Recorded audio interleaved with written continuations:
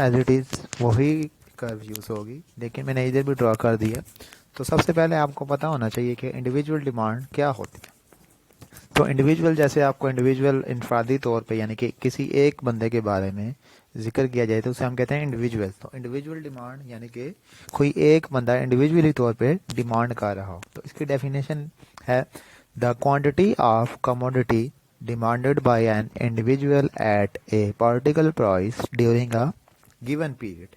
यानी कि the quantity of commodity demanded by an individual, के जो क्वांटिटी ऑफ कमोडिटी कोई डिमांड करे कोई एक बंदा इंडिविजुअली तौर पे किसी खास प्राइस पे ड्यूरिंग अ गिवन पीरियड, के किसी भी स्पेसिफिक टाइम पे वो डिमांड करे, तो उसे कहते हैं इंडिविजुअल डिमांड। जैसे कि मैंने एग्जांपल्स भी लिखी हैं और डायग्राम और टेबल दोनों शेयर किए हैं। तो जैसे इसमें मेंशन है price of ice cream cone Catherine और निकोलस और इज इक्वल टू मार्केट। यानी कि पहले हम इंडिविजुअल तौर पे पढ़ते हैं, उसके बाद मार्केट के बारे में पढ़ेंगे। तो देखें, सबसे पहले हम पढ़ते हैं कैथराइन के बारे में कि अगर उसकी प्राइस $0 थी तो वो आइसक्रीम कॉन जो था वो 12 ले रहा था आइसक्रीम कॉन। और अगर उसकी प्राइस बढ़ गई, देखें 0 से 0.5 होगी, तो वो कितनी कॉन्स ले रहा था कैथरीन? 10। यानी कि पहले 12 था फिर 10 हो गया। इसी तरह 0.5 से जब प्राइस इंक्रीज होगी यानी कि 1 पे आ गई, तो उसकी जो डिमांड थी वो भी कम होगी 10 से 8। इसी तरह 1 पॉइंट यानी कि जब मजीद प्राइस बढ़ती है 1 से 1.5 पे आती है तो उसकी डिमांड जो है 8 से 6 पे आ जाती है। तो आप देखें कि ज्यों ज्यों प्राइस इंक्रीज हो रही है डेफिनेटली फिर उसकी डिमांड भी डिक्रीज होती जा रही है। जैसे कि आपने ऊपर पढ़ा था कि जब प्राइस इंक्रीज होगी तो उसकी डिमांड डिक्रीज हो जाएगी। तो सेम एज इट इज़ इधर भी है, आप देख रहे हैं कि जो जो प्राइस उसकी इंक्रीज होती जा रही है तो डिमांड भी डिक्रीज होती जा रही है। तो इसी के नीचे आप देखें कि डायग्राम भी गिवन है। तो अब देखें एक्स एक्सिस पे क्वांटिटी ऑफ आइसक्रीम कॉन्स और जो वाई एक्सिस पे है वो है प्राइस ऑफ आइसक्रीम कॉन। यानी कि एक्स एक्सिस पे जो उसकी डिमांड है और वाई एक्सिस पे प्राइस है। तो आप देखें कर्व ड्रा की है। तो अब जब टेबल में आपने देखा है कि इन्वर्स वैल्यूज थी, यानी कि अगर एक चीज़ इंक्रीज हो रही है तो दूसरी डिक्रीज हो रही थी। लेकिन जब आपने डायग्राम ड्रा करनी है तो हमेशा आपने असेंडिंग ऑर्डर में लिखना है, चाहे डायग्राम में इन्वर्स हो, लेकिन जो डायग्राम है उसमें हमेशा आपने असेंडिंग ऑर्डर में लिखनी है। तो मैंने बताया जैसे आपको कि एक्स एक्सिस पे हमारी क्वांटिटी थी यानी कि डिमांड थी, तो 0 1 2 3 अप टू 12 तक। और इसी तरह वाई एक्सिस पे प्राइस थी। तो प्राइस क्योंकि वो पॉइंट्स में गिवन थी, आप पॉइंट्स में भी लिख सकते हैं, विदाउट पॉइंट्स भी लिख सकते हैं। तो इधर मैंने पॉइंट्स में ही मेंशन किए, जैसे टेबल में थी कि 0 0.5 यानी कि 1, फिर 1.5 2 2.5 3 अप टू 7 इसी तरह। तो आप देखें कि जो पहला पॉइंट है 0 और 12, यानी कि जो उसकी प्राइस थी वो कितनी थी 0, और जो कैथरीन था वो कौन आइसक्रीम कौन सी कितनी रहा था 12। तो आप 0 पे देखें कि अगर दोनों पॉइंट्स को आप चेक करें कि 0 और 12, यानी कि आप जो वाई एक्सिस है वहाँ से देखें 0 और एक्स एक्सिस पे 12। इसी तरह सेकंड पॉइंट 0.5 और जो कैथरीन जो उसकी ले रहा था आइसक्रीम कौन क्वांटिटी थी जो थी वो 10 थी, यानी कि 0.5 और 10। इसी तरह 1 पे 8 और एक पॉइंट जो मैंने मैच किया हुआ है यानी कि लाइन विद लाइन से ड्रा किया डॉटेड लाइन से, तो वहाँ पे देखें कि अगर उसकी प्राइस 2 है तो वो कितनी डिमांड कर रहा है 4 आइसक्रीम कोन्स।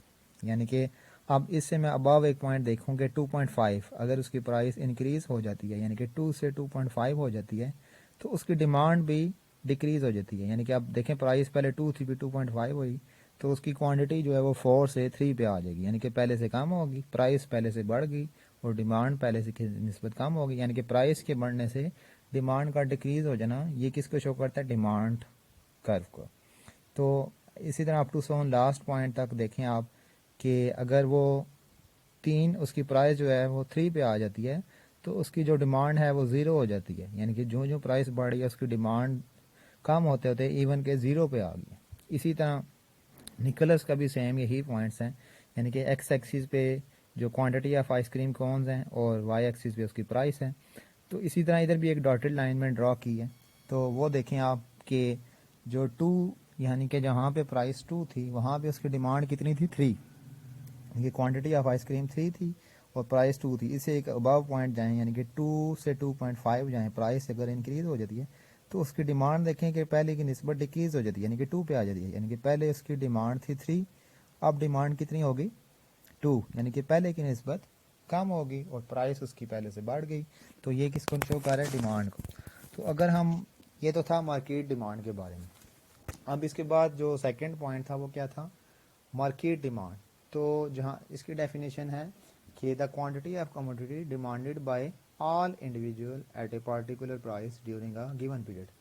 क्योंकि हमने देखा था कि इंडिविजुअल डिमांड में सिर्फ एक बंदा डिमांड करता था, लेकिन मार्केट डिमांड में देखें कि एक से ज़्यादा है, यानी कि demanded by all individual, the quantity of commodity demanded by all individual eight a particular price during a given period. यानी कि अब क्या है, एक से ज़्यादा लोग आ जाएंगे, यानी कि 2 या 2 से ज़्यादा भी हो सकते हैं। तो ये किस में आ जाएंगे, मार्केट डिमांड में। तो मार्केट डिमांड जैसे कि 2 कैथरीन और नेकुलस थे, दोनों को आप ऐड कर लें इज इक्वल टू, वो मार्केट डिमांड हो जाएगा। तो ऊपर टेबल में देखें कि 2 कैथरीन और निकोलस दोनों की जो डिमांड थी उन दोनों को ऐड कर लें। यानी कि जो कैथरीन फर्स्ट पॉइंट पे देखें कि उसकी प्राइस जहाँ पे 0 थी, उसकी कैथरीन कितने डिमांड कर था 12 और निकोलस 7। 12 + 7 इज इक्वल टू 19 कॉन्स। इसी तरह 10 + 6 16 कॉन्स। यानी कि दोनों को ऐड करने से जो लास्ट कॉलम हमारा आया मार्केट का, कि 2 लोगों को, यानी कि जो उनकी डिमांड थी उन्हें ऐड करें तो वो मार्केट डिमांड आ जाती। तो लास्ट जो डायग्राम है वो हमारी है मार्केट डिमांड। तो मार्केट डिमांड में भी इस सेम जैसे आपने इंडिविजुअल में पढ़ा है, इधर भी सेम एज इट इज़ कि आपका जो एक्स एक्सिस है वहाँ पे क्वांटिटी आ जाएगी आइसक्रीम की, और वाई एक्सिस पे प्राइस ऑफ आइसक्रीम। यानी कि आप देखें कि जो प्राइस है वो तो सेम वही रहेगी जो इंडिविजुअल में थी, लेकिन जो उसकी क्वांटिटी है, जो डिमांड है वो चेंज हो जाएगी। यानी कि वाई एक्सिस पे हमारा आ जाएगा price same as it is जो हमने इंडिविजुअल में पढ़ा है, और एक्स एक्सिस पे क्या आ जाएगा, क्वांटिटी ऑफ आइसक्रीम कॉन्स। तो अब देखें कि यहाँ पे जो एक पॉइंट मैच किया है वो भी कि देखें अगर प्राइस 2 है तो वहाँ पे जो डिमांड है वो कितनी है 7। यानी कि अगर प्राइस 2 हो तो वो क्वांटिटी ऑफ आइसक्रीम कॉन्स कितनी की डिमांड करता है 7 की। अगर हम इस